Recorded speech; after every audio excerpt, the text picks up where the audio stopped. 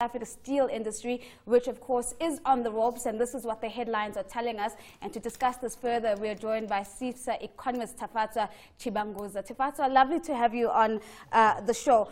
As we've said, we've seen the headlines, ArcelorMittal, we've seen Evraz, but you have you're closer to the play, and there are certain companies that are not making the headlines. Give us a sense of who else is in trouble and how big is this problem?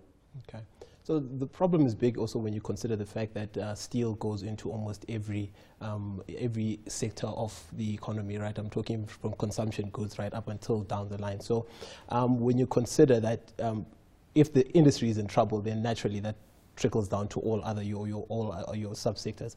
Many companies that we do speak to formally and informally in some of the conversations, so naturally I wouldn't be able to mention some of the names, you would find that they increasingly are. I'll give an example. One of the companies who supplies into the automotive global value chain, come time this year to renew their contracts, the contracts purely went renewed on a risk mitigating measure that many of these global companies had done. So then that in itself then shows you that it's not only the fact that it's our domestic constraints that are affecting, but purely even from a risk mitigating point of view, companies, larger companies internationally would start to cut off suppliers. Joseph, your sense of the industry? Well, certainly, I think if you look in terms of ArcelorMittal and Kumba, those shares have taken a massive hit in Aussie from where they are. But I think your point obviously said that it's a feed into all the different sectors. Do you think really this is just a domestic issue, or we relied too heavily on China? I think that I would agree with that. We relied too much on China, and now with this shift from an investment-led to a consumption-led economy that we see in China, there's so much capacity that the Chinese had built that, for example, if I tell you China produces in excess of half of the domestic steel, of the global steel output. Now, with them switching now to a type of consumption-led, that steel now is targeting in Africa. I mean, many countries around the world. Often what you'll find is that it is cheaper to land steel-containing product here in South Africa, cheaper than the material cost. So there's credibility in the crying that we're hearing from, for example, ArcelorMittal was saying we've got to put up barriers to prevent anti-dumping of cheaper steel in the country. To what extent is this a problem? Are we seeing businesses going out of business and closing shop because of the degree of dumping that is coming from Chinese shores?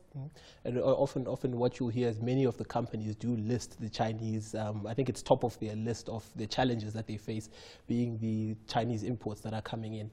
I do also think that the whole commodity price cycle couldn't have chosen a worse time to come through now, in that while domestically they have costs that are increasing, so your domestic costs from labor, electricity, looking for alternative electricity sources, to then the lower prices. I mean, in most of the products that we track at SEIFSA steel prices, some of them are down -9% from beginning of the year. But Joseph, one of the things he raises now, which I'm going to maybe use as a caveat to the next question, is lower prices. And there's a lot of talk about a developmental price. What exactly is a developmental price, and how many people are going to be negatively affected and cannot actually absorb a developmental price because they don't have the economies of scales of the bigger guys? And the whole developmental steel price thing is to say, okay, discount by a factor of however many % from the world markets, right? The only challenge I think that creates is that it almost creates an element of price control, right? And no business, you want to be able to say, okay, if I'm good, if I'm able to supply in this market and I'm supposed to keep in the market, I will succeed.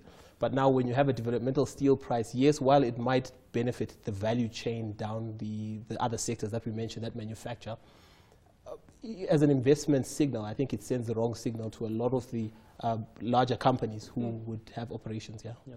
I think I agree with you from an economies of scale perspective. China have been accused of dumping, whether it's clothing, you know, cars, whatever the product they've been accused of dumping. So certainly economies of scale does come to play here. And secondly, the fact that they can produce cheaply in their own countries.